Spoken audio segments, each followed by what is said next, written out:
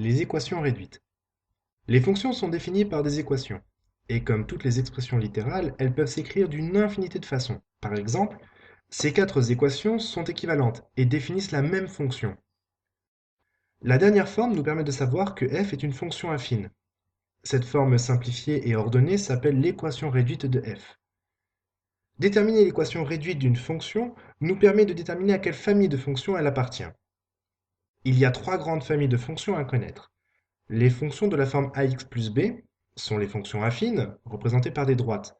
Les fonctions de la forme ax carré plus bx plus c sont des fonctions polynômes du second degré, représentées graphiquement par des paraboles.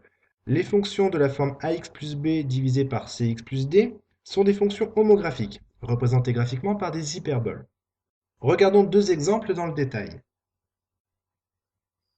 Pour déterminer l'équation réduite de cette fonction, on va simplement développer et réduire l'expression.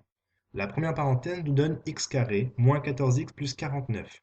La deuxième parenthèse nous donne 1 au carré moins 4x plus 4x au carré. Il suffit ensuite d'enlever les parenthèses en développant le 3 et en effaçant les premières parenthèses qui ne servent à rien. On obtient ainsi l'expression x au carré moins 14x plus 49 plus 3 moins 12x plus 12x au carré. Il suffit ensuite de regrouper les termes de même nature en les ordonnant, c'est-à-dire en plaçant les termes de plus haut degré en premier. 13x au carré moins 26x plus 52.